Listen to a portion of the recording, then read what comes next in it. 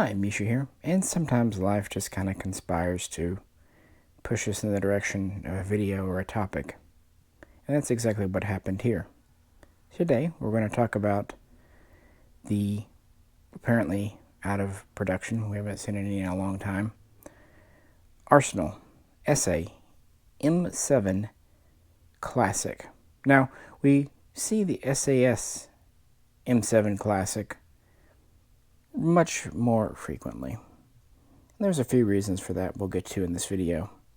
But this version with the fixed buttstock, not so much. And a couple of other guns came in. And we took one shooting recently before this came my way. So it just kind of seemed like a time we're going to talk about some automatic versions of the AK Type 3. And since this is a pretty unique opportunity, not many of these were built back in the day, I just didn't want to pass it up. So with that, we'll just dive in. And as always, if you could, please do like, share, subscribe. And if you'd like to help support the channel, you know there's a link to Patreon in the description below. To begin with, the specs of this gun. And this gun is in original condition except for the furniture, which seems to be the one, well, not one, but rather 4 parts that are acceptable to replace on these by collectors. Drilling them and tapping them for a scope, not so much. Refinishing them, not a great idea. But swapping furniture out, that seems to be a-okay. And this one is sporting Bulgarian, what's often referred to as Bakelite. The handguards are this AG4 material, but the pistol grip is the kind of standard Bulgarian, and the buttstock is this salmon color. And as people who follow the channel a long time know, I call this the happy dog grip. So specs of this gun. We have a medium heavy profile, 16¼ inch, 415 millimeter, cold hammer forged chrome line barrel. This is original AK Type 3 profile. We have 14x1 left-hand threads with a removable muzzle nut. We have a Type 1 bayonet lug, the Fang type here. Adjustable front iron sight, cleaning rod, loop. We have the front sling swivel under/on the gas block. We have a 45-degree gas block without the vents. We have a standard length AK gas tube with the vent ports. This takes, of course, original AK handguards. We have an original style 800, not 1000 meter rear sight. We have an original style smooth top cover. Pretty standard pistol grip. Pretty standard double hook trigger.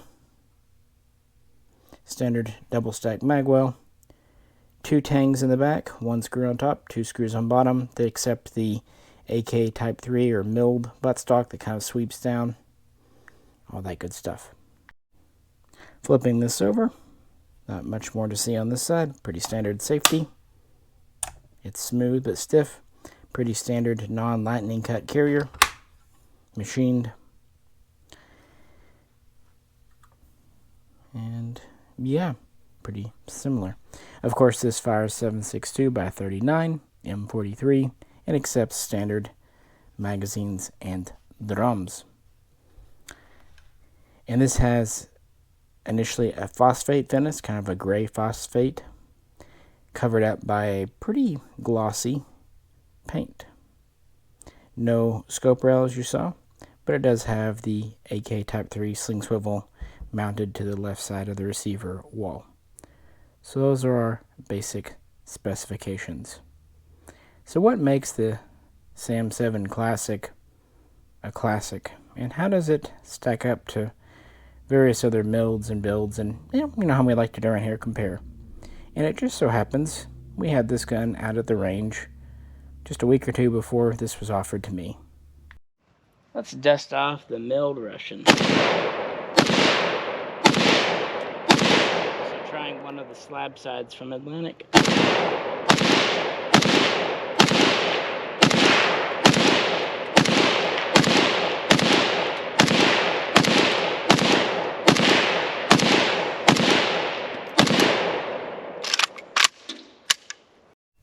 and one you've seen for years on the channel, but I hope you're not tired of seeing it. It really did just go out with this shooting in November. My Russian early Type 3 build. In the late 90s, early 2000s, so-called PLO kits were coming in via Israel. They were captured guns, and a lot of them were Type 3, even some Type 2 and Type 1s. Now this one is built on a firing line receiver, and as far as I know, firing line's still in business. They were one of the first quality U.S. makers of receivers, and back then, rewelds really weren't a thing. But comparing this to this, there's only a few differences. Both have the same type of barrel, nut, bayonet lug, wood versus synthetic handguards, but that's okay. The Russian guns would have had a blued finish, and the Bulgarian, like I said, paint over phosphate, but that's actually okay. And the Russian gun has a screw-in barrel, including with this firing line receiver, whereas the Bulgarian has a pressed and pinned-in barrel. But again, that's actually okay and even military correct. So this is what this is trying to replicate. And really, the few things that stand out as different to me, aside from what we just talked about, the mag catch on the Classic is a stamped piece. And of course on the original gun is a pretty heavy-duty milled slab. And the takedown back here is more of a modern style with the shelf on top. And of course this is the slick style. Little things that crept in, but overall very similar. Now my gun here, the bolt carrier is actually blued. It's just how it is. But originally it should have been in the white. Maybe one day I'll strip it and put it back in the white. And of course this one has that same kind of paint finish. So a few little differences which we'll explain in a bit. But no, the Classic compares very much to the kit build. And that was the whole purpose.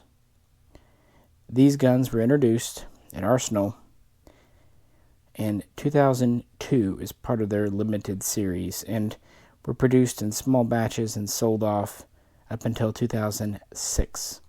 This one here has a 2005 dated receiver,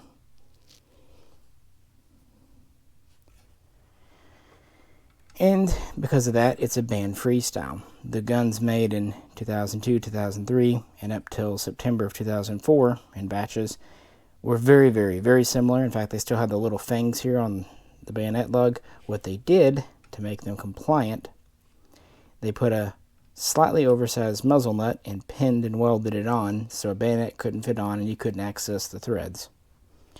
Otherwise, they were still allowed to have the magwell and pistol grip. But we'll get into that. I just want to do this little comparison. But here's a better one, and this is a good jumping off point to talk Arsenal history. Recall how I said that sometimes life just kind of conspires? Well, shortly before the Classic came in, this came in. An original, untouched, and frankly unfired Arsenal SA93. This is where it all began.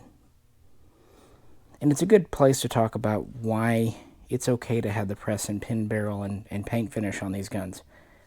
I'm sure a lot of you know, but just in case, Bulgaria looked into adopting the AK Type 3 in 1956 and began producing guns under Soviet supervision using Soviet parts around 1958. By 1960, at least nominally, they were producing their own guns, and by the mid-60s, they were fully up and running at the Arsenal 80 factory, Circle 10. The factory actually dated back to the 19th century and then produced artilleries and cannon shells for Bulgaria and so on and so forth. So it wasn't not a new factory.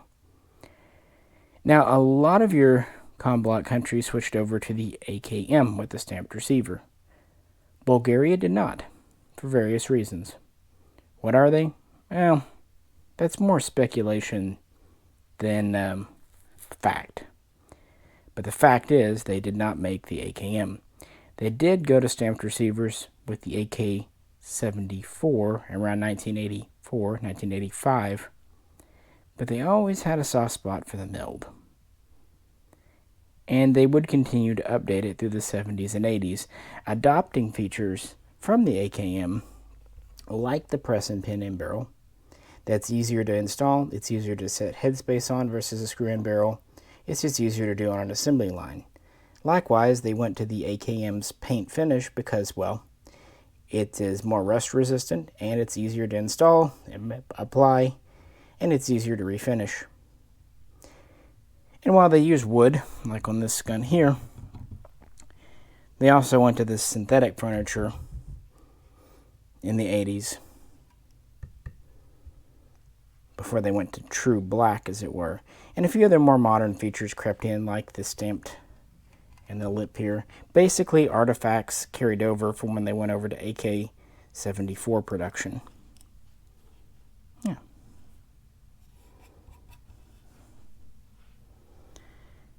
And of course, after the end of communism, around 1991, Arsenal would reorganize into the factory we essentially know today, Arsenal AD, and they would begin looking to expand their product line. With the military customers drying up, they wanted to make some automatics.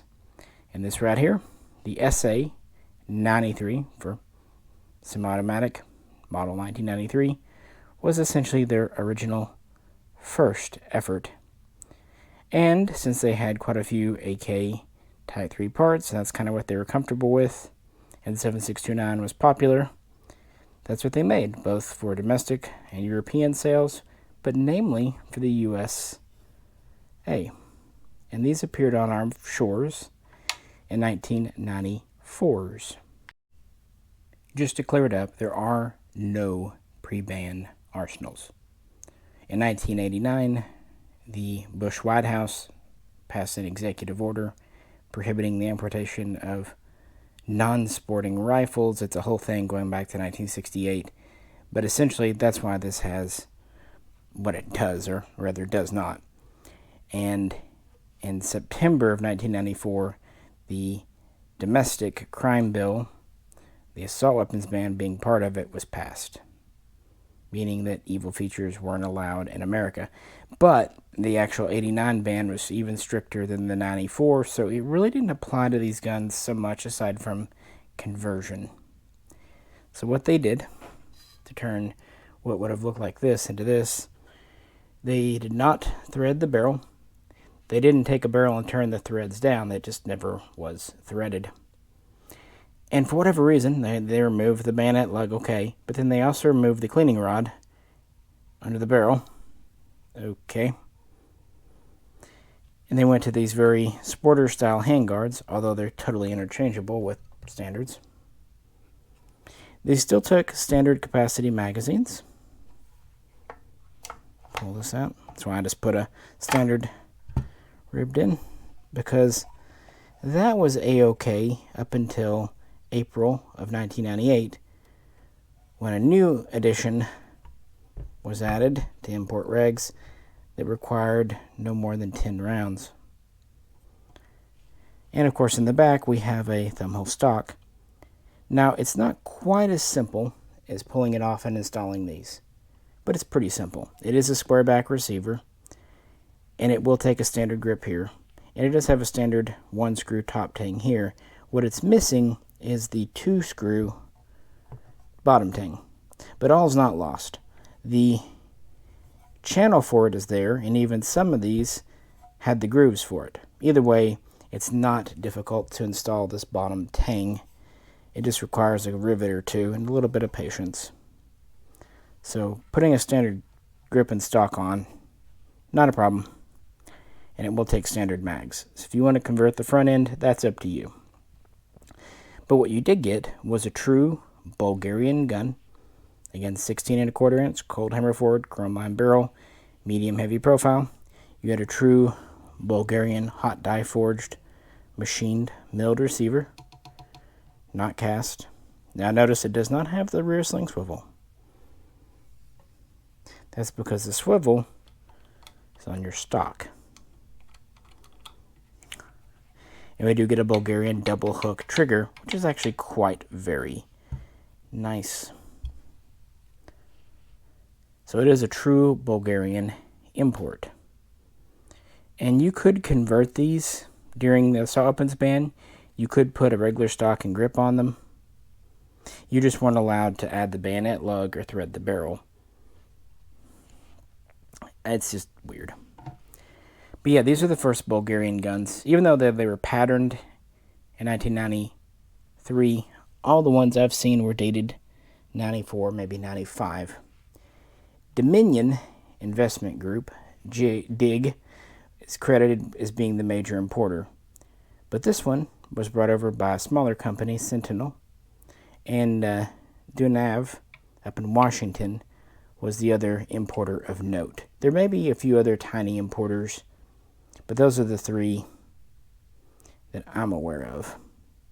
And these only came in for a brief time because Arsenal would kind of rework its line, replacing the SA series with the SAR and SLR series as its civilian versions. SARs were more hunting oriented, more restrictive. SLRs were more semi-automatic versions of military guns, different things. And of course, the military guns were known as the AR series. Post-communism, that's what they would call them. For example, AR M1, AR M2. But I digress. Now we're going to kind of bounce back to what came after this. But let's talk about some other guns on the market in the 90s before the classic hit. Hungarian AK47.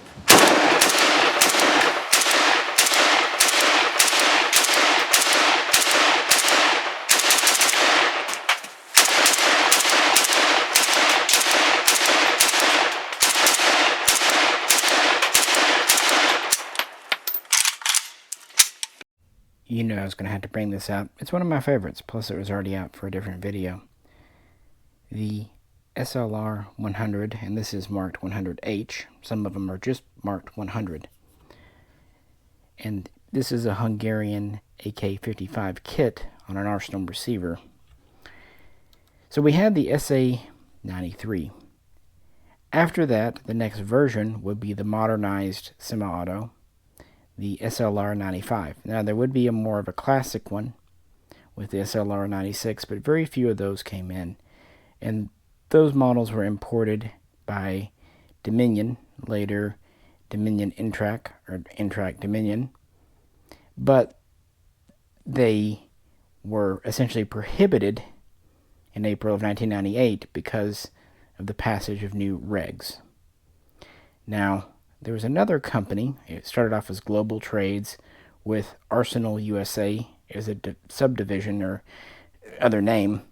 Their way to get around, they've been working on what was known as the SLR100, which was meant to be a 5.56 semi-auto import. Because of changes, they decided to bring over SLR100 receivers. But things got messy very quickly. Global Trades had imported a number of Hungarian parts kits, and so with the receivers, these are combined to build guns like this. And this is famously known that the four major builders were Gordon Tech, Blue Ridge, Ohio Ordnance Works, and mine here is an MSC. As I've said many times, the reason I actually picked it, aside from I like it, it actually retains the original mag catch. But it does have the pinned barrel. They all were pinned barrels, but Blue Ridge sometimes would actually weld over the pins to make it look like it was a screw-in. Very nice. And I did add the rear swivel. But these are nice because you were using original parts. Although some of the kits had more wear in the bore, some looked brand new. Just kind of depended. But that was one avenue. They started bringing over receivers, and in that was the tiniest Genesis beginnings of our gun up here. Now notice we haven't talked about Las Vegas yet. They're not quite on the scene. Arsenal USA, Global Trades, they got involved with Arsenal importation by 1998 with these receivers, and even though they were originally meant to be 5.56, at least in theory, most of them are opened up and reworked to fire 7.62 by 39. But this is one of the more common. Gordon Tech built at least 1,500 of these. The other manufacturers built a few hundred. Blue Ridge building quite a few as well. But the receivers themselves were sold far and wide meaning lots of people and manufacturers got a hold of the SLR100, so it was a pretty common way to build up those PLO kits and Hungarian kits that were coming in back in the day. Just flipping these over real quick, goes to show you just how authentic the classic is. I mean, furniture notwithstanding, because that can be switched out. But yeah, AK Type 3s were really hitting around the early 2000s, and due in large part to these Arsenal receivers being around. This is a really nice gun. I really enjoy it. This one actually still has the muzzle nut welded on. Little spot weld. I never saw worth in breaking it. But that was a kind of a separate go, as is this next gun. Another gun I really wanted for a long time and happily found one a few years ago. This is my Polish KBG WZ60, or at least a parts kit, built onto a Bulgarian receiver. Interesting story here. This was assembled by Gordon Tech, who did a few hundred of these. It was in kind of an odd partnership involving Intrac, who at this point is pretty much the sole person. Dominion was kind of falling away after the death of its owner, and so on and so forth. And Arsenal USA, Global Trades, is still involved, although this kind of odd partnership would not last. This is called an SSR99P, and these kits were generally in excellent to unissued condition, so I was really thrilled to find one, and they did a banger job assembling it. Now, there was an SSR99, and it looked very different from this. Yet another kind of complicated, convoluted partnership between Arsenal USA and Gordon Tech. Originally, Gordon Tech was to take the receivers, Bulgarian receivers, and virgin parts kits that were AR M1s in 7.62x39 and assemble them here. This was a way to get around the import restrictions, import bans, because like I said, even though we're still in the federal assault weapons ban period, domestic rules aren't as strict as import, so that they could have things like pistol grips and whatnot.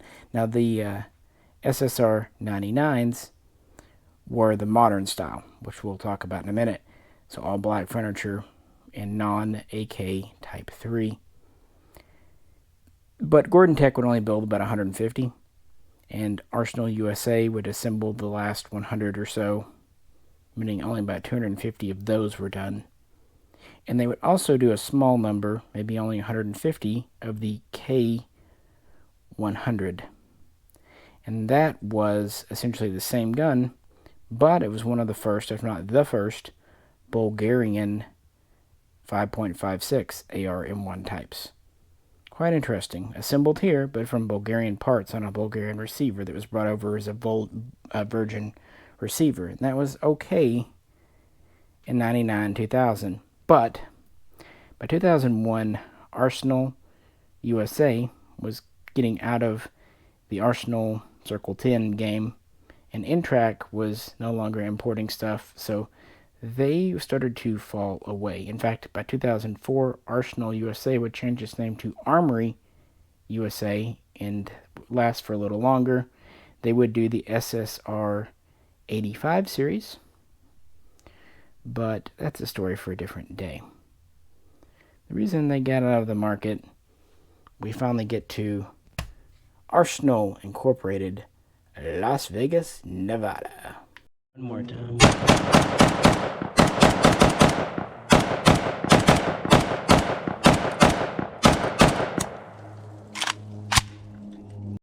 Okay, before anyone goes to the comments, yes, a video is coming on the SAM5 purported issues.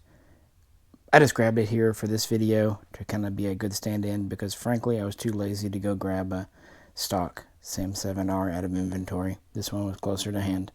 And it's a perfectly good stand-in for what we want to talk about.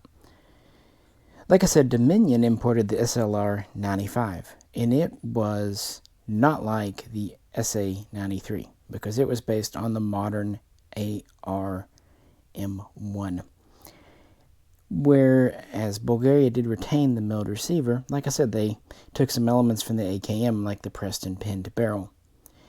They had been building, at least for a relatively brief time, AK-74s, and so some of those elements also crept in. For example, while this still has a 16¼ inch barrel, it's a lighter profile. Also the 90-degree gas block, and they moved the ports from the tube, whereas here, to the gas block itself. And some would have a more standard 14mm front sight, but we started to see this unique Bulgarian muzzle brake appear, and the bayonet lug was moved back here AKM style. But the SA93 couldn't come in after 1997 because it took standard mags. We talked about what Arsenal USA did. Arsenal Incorporated, Las Vegas, appears along with KVAR in 1999. And they first imported, their very first gun was the SLR101. The 101 was an SLR95, what came in with a thumbhole stock, but it accepted as imported a 10-round compliant magazine. Now there had been versions with MB added to the name that had permanently affixed brakes like this on, so you could either get with a bare muzzle or a brake. That goes back to the 95 and we continue with the 101. And in the very beginning, that's what Arsenal sold, just as imported 101s. And if it had a scope rail, it was called the SLR101S. The first guns that Arsenal sold that were converted were known as the SLR101SB. They pulled off the thumbhole stock and they installed a standard stock and grip very similar to this one, although typically they used NATO length stocks, and interestingly those NATO stocks did not have a trapdoor.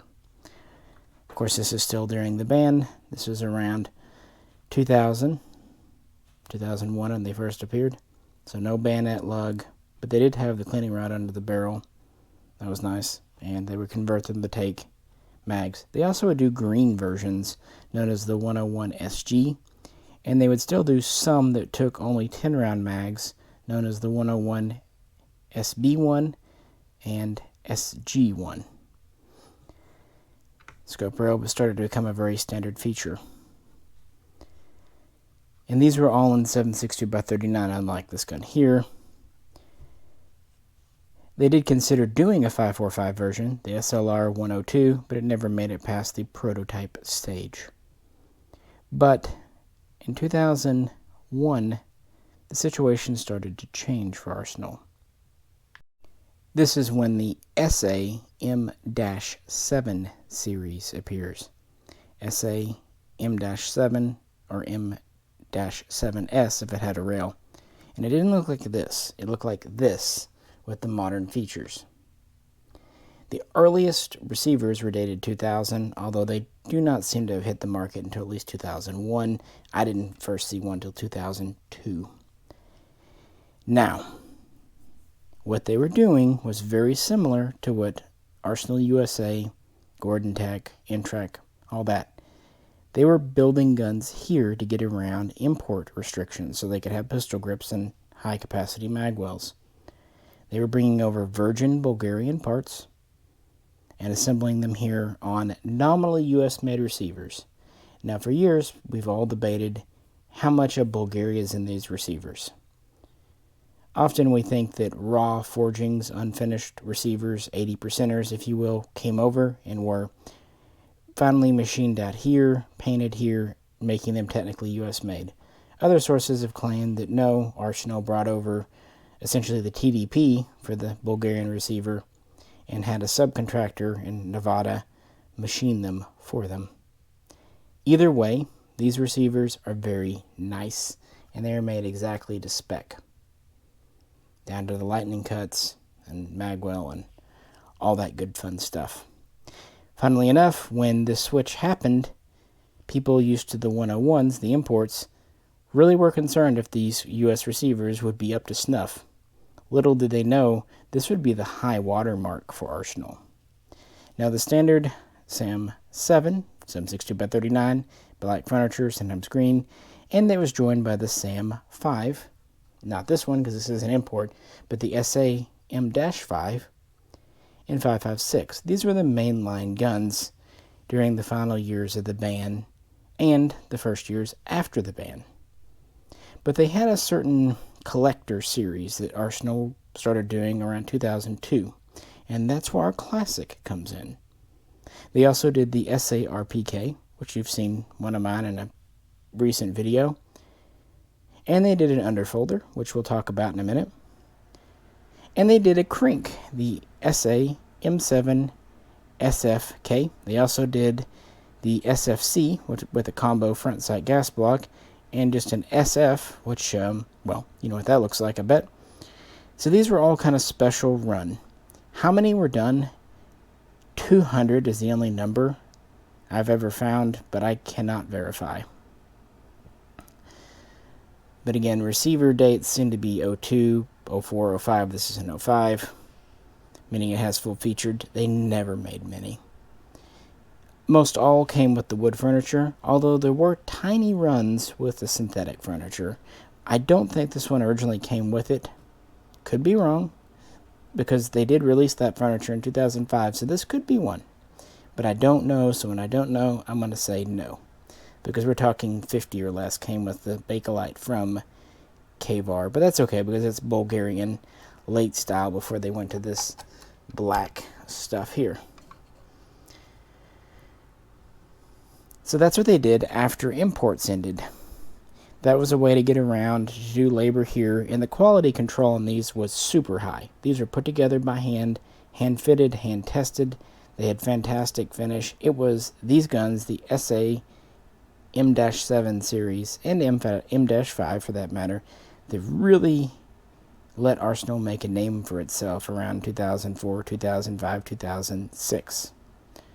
Unfortunately, in 2006, they kind of swapped focus away from these guns, the U.S. receiver milled guns, and started doing the SLR series, which were, again, imports, but on stamped receivers. It began with the 105 and 545, but that was very brief. And then it went full steam ahead with the SLR107 and 762x39, SLR106 and 5.56. And eventually, years later, the SLR104 and again 545 would join the lineup, but we're talking a ways off. And those guns were cool and neat and were returned to imports, but after about 2002, there were no milled imports, and they would occasionally do small batch runs of the SAM-7s using leftover receivers, but prices continued to rise.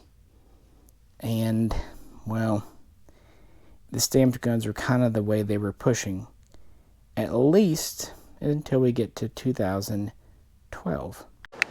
SAM7R.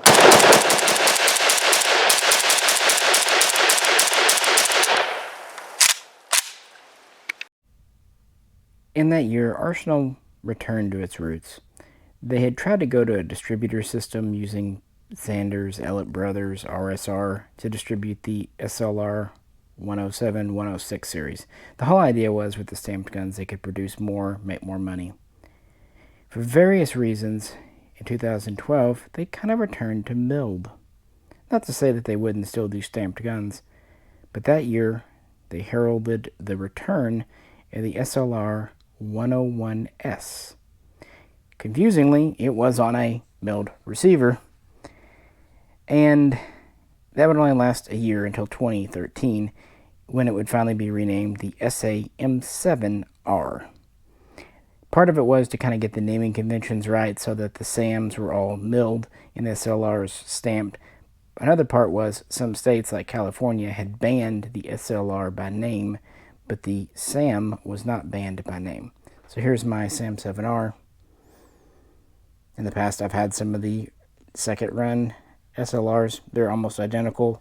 The markings are a bit different. Of course, with mine, I put on the 24 mil threads in the muzzle device. But otherwise, it's the modern feature in 762x39 with the modern AR M9 type furniture. And these are returned to import, and we're nearly the end of the U.S. assembled guns on U.S. receivers. And we are still getting the SAM7Rs and the SAM7 SF side folders today, although the SAM7 UF underfolders, we don't get those as imports anymore. But strangely, they're kind of the last holdout for the U.S. assembled guns if you think about it.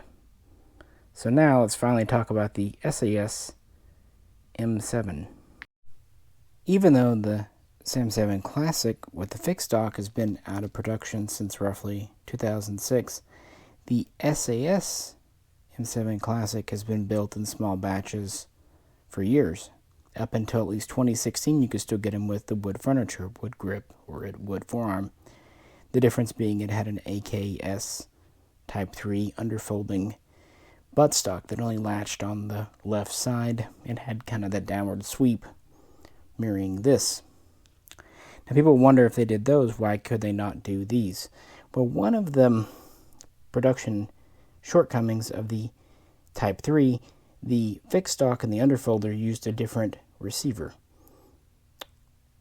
So they had plenty, or at least relatively speaking, plenty of underfolding milled receivers left, but I presume they ran out of these, or they used their fixed stock receivers for other guns. I also suspect they might have run out of wood buttstocks. Well, starting a year or two ago, this became the modern SAS M7 Classic, or at least one of the variants. They started doing limited runs in special colors and with special things like a serial match mag. They even finally improved the box. And so this is our current SAS M7 Classic, and at its core, it is the same gun.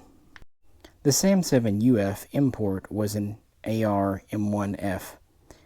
It had the modern front end, and it had the modern AKMS buttstock on a machined receiver. The Classic retains the heavier barrel, 45-degree gas block, ported gas tube, all that stuff we've talked about throughout the video. But the newer Classics do have the newer style stock, which for a shooter is better.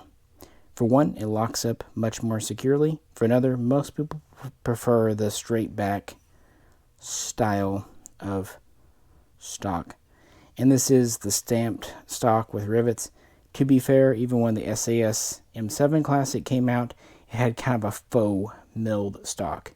It looked milled, it looked tubular, but it was actually made from stampings too. So, and you can see how the receiver is very different on this end with the angle cut and everything. And funnily enough, even though this is a 22 production gun, it still is on a 2008 dated receiver. The last many batches have been on 2008 dated receivers. Go figure.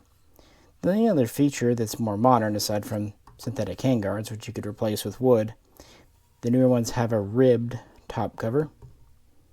But again, a stamped style with the smooth ribbing, or smooth like a ribs, could be put on.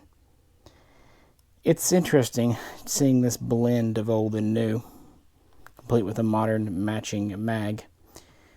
And these are done in gray, FDE, and black, as well as other colors and variants. Yeah, it's interesting that the SAS M7 Classic is out. Unfortunately, the price is commensurately high with these as well, much more than the imports. And that's one thing to say. The U.S. assembled guns, even back in the day, 2005, were noticeably more expensive than the imports because you're paying for American labor. And besides, in 2005, what really kind of killed these was the so-called barrel ban. Not to get into it too deeply, but barrels are no longer allowed to be imported, except when they were.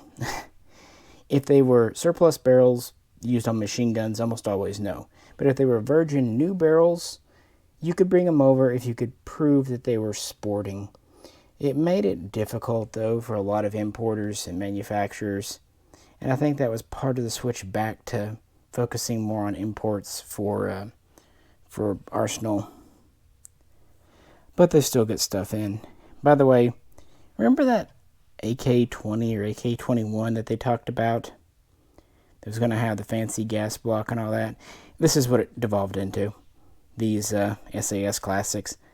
They never were able to get the subcontractor for the special gas block lined up. And they had some leftover parts from the classics, but they ran out of the wood. Presumably they ran out of top covers too. So this is kind of what that AK-20 ended up being, because they had the parts and the receivers. Just thought I would mention that.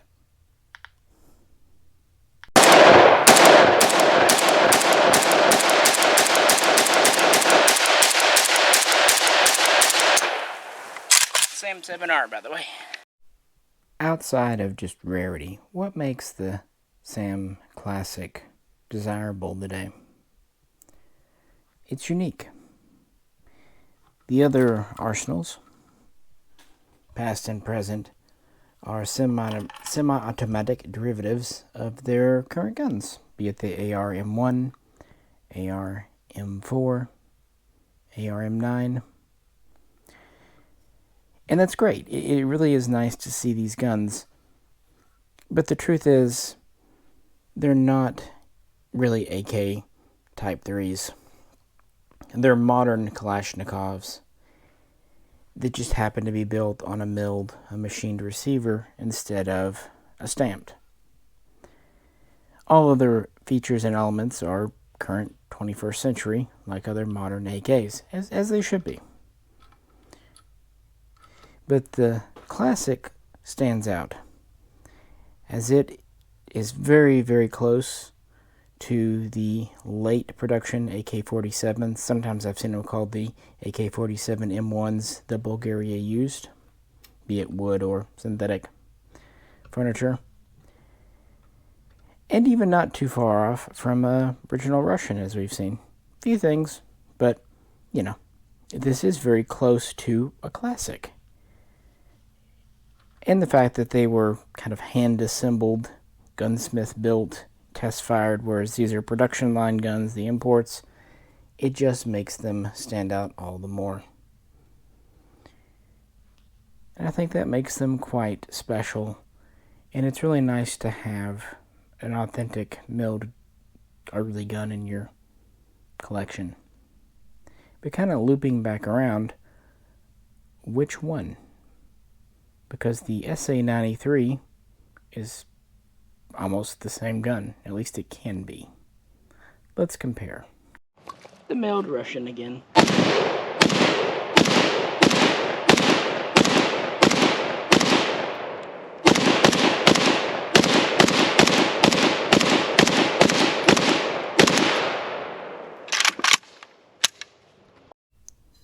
So back we go. Very similar, identical barrel. The handguard's the same. Same double stack magwell. I don't really see where it feels any different, this quote-unquote US receiver versus this import.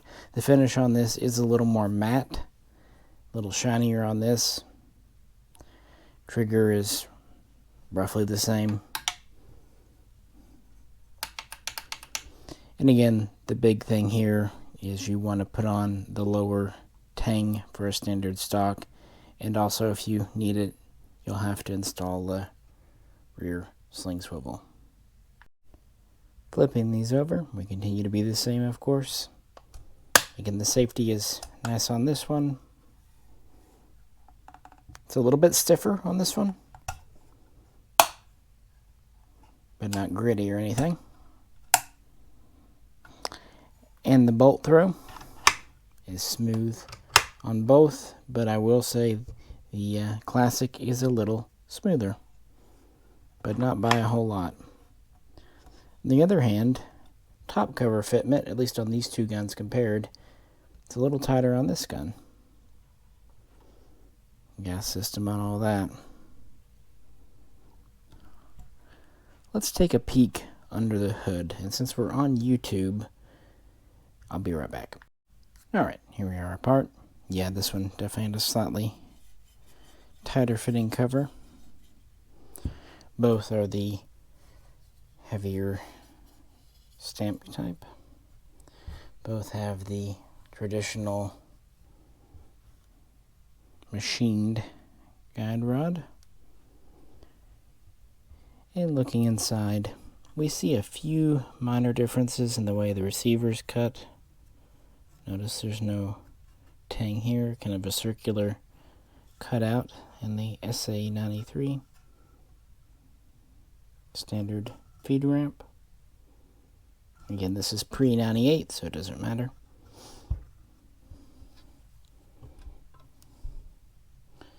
The cutout in the back here is a little different, plus we have the tang running in.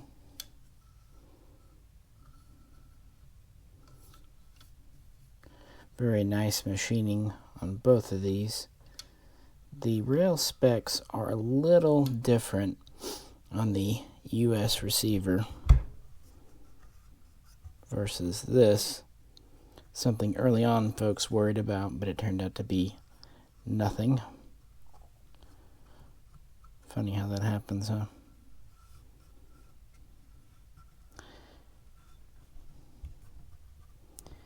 And looking at the carrier groups, we have a free floated firing pin. This is of course from the 93. It has been cut to remove the full auto trip. And we have a fluid piston head. Pretty standard. Nice smooth component. Going up to the, where did I put it? There we go. Up here, it's also trimmed off for semi only. Floating firing pin. Fluted. It does have the requisite minor play that you do want in the carrier. You can definitely tell they just sent over parts and used them here. One difference I will point out, looking at the 93's carrier, it has a serial number on it. And looking at the Classics carrier, it does not.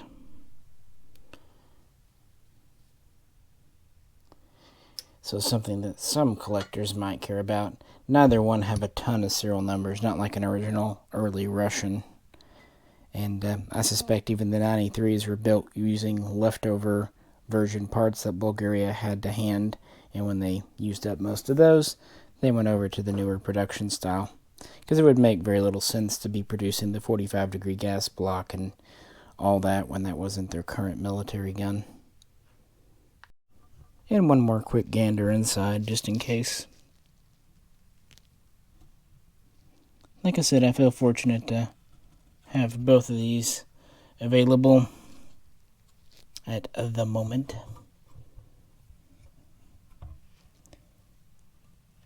And the final question for this video, if you were me, if I were me, in general, if you're wanting a Bulgarian AK Type 3 clone, especially a late style production, which one is better? Let's conclude the video with my opinion on that. Putting these back together, I can say both are very smooth on the bolt throw. Both have very nice triggers. And this thumbhole stock, while actually quite comfortable, is also very long. Definitely NATO length. So which to pick? On the pros for the 93, it's a true import, and it was the first Arsenal import. Good history there. Of course, on the cons, you've got to convert it. Luckily, the magwell's done, so there's no real internal conversion you have to do. Adding a standard stock and grip is pretty straightforward, just putting the tang on. No, the problem is really the front end. Swapping out front sight gas block. Now, luckily, these barrels are never threaded, so you can still cut them for 14x1 left hand. On the other hand, there's not even a hole in the retainer here for a cleaning rod, so that needs to be drilled or replaced. Whereas the Classic Pros, you're good to go.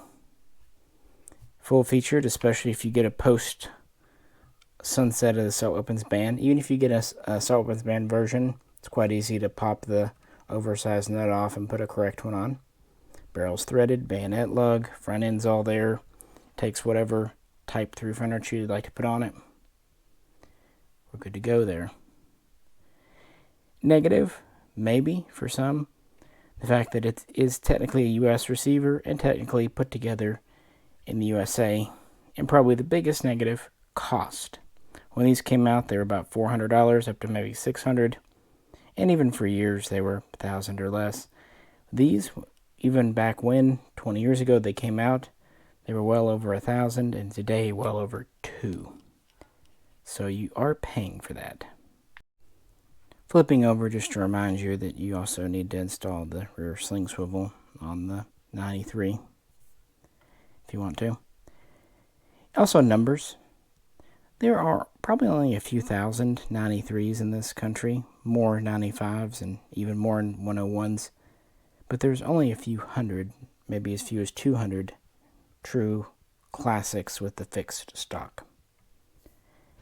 So on the Rarity front, yeah. And overall, these are both really nice feeling guns, but I would say slightly nicer here, but only very slightly and almost by gun basis. And they're both going to be very reliable. So it's really up to you. Of course, I think you know my decision. SA93.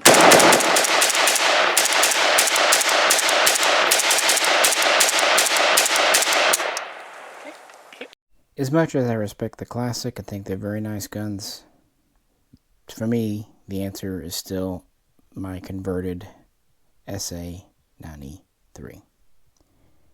And it does crack me up that the previous owner of this gun kind of had the same idea I had with my gun in putting the Bulgarian late style furniture on it. But to me that only makes sense because that matches the black paint finish pressed and pinned to barrel.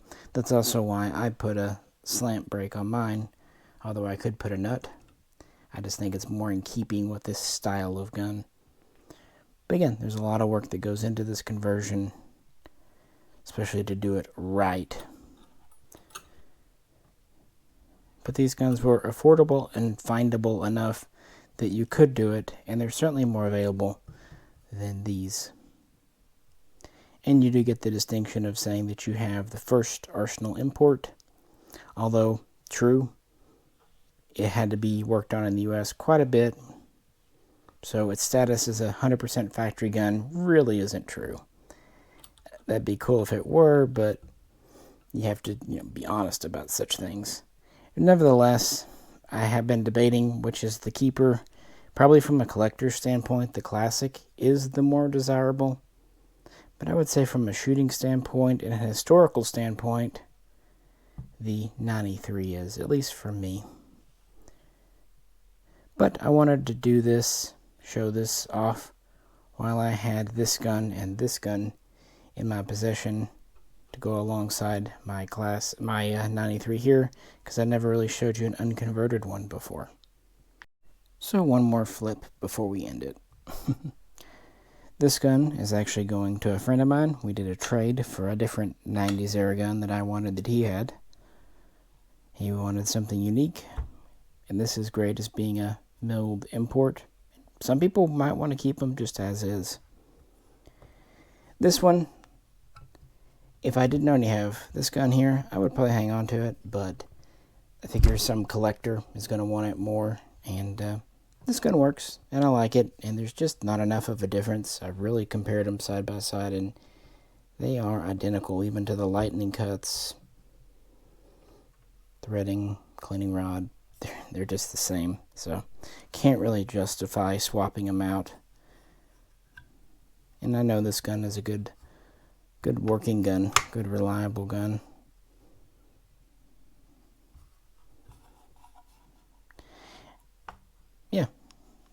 So that's my call. But since you don't see the fixed stock classic, and no one's deep dived it like the way I do, I figured, why not? If you're going to make either of these into a Russian 1950s clone, honestly, it's very difficult. You would need to refinish them, blue them, swap little parts like the mag catch, the takedown. But if you want to make it into a 1980s Bulgarian gun, there you go. So that's kind of my advice. If you're doing clone guns and you have a base, try to make it into what it's supposed to be, not what you want it to be. If that makes sense. But I haven't really done an Arsenal deep dive in a while, Arsenal history, and it is very fascinating with the Arsenal USA, Global Trades, Gordon Tech, Intrac, Dominion, Sentinel. Not just Arsenal Incorporated, far from it. In fact, it took several years before they kind of gained full control. Of course, after 2000, Arsenal in Las Vegas had the full rights to the name, to do warranty repair work. They even became a government contractor to supply mostly ammunition, but even some guns. So they are legitimate, for sure. And very nice guns. And these are among the very few AK Type 3s, semi-autos we've had available to us that are non-parts kit builds, surplus parts kits. Another one, of course, being the legendary Polytech Legend, the AK47S. But that's really about it. There aren't that very many. So hence for this video. So what do you think? Do you agree with me? Or would you pick the classic? Let me know in the comments, and let's kind of have a discussion about the validity of each. As always, if you could, please like, share, and subscribe. And if you'd like to help support the channel, please check out the link to the Patreon page. I hope everyone had a good December as we roll into the new year. This is Misha. Catch you very soon. Next time.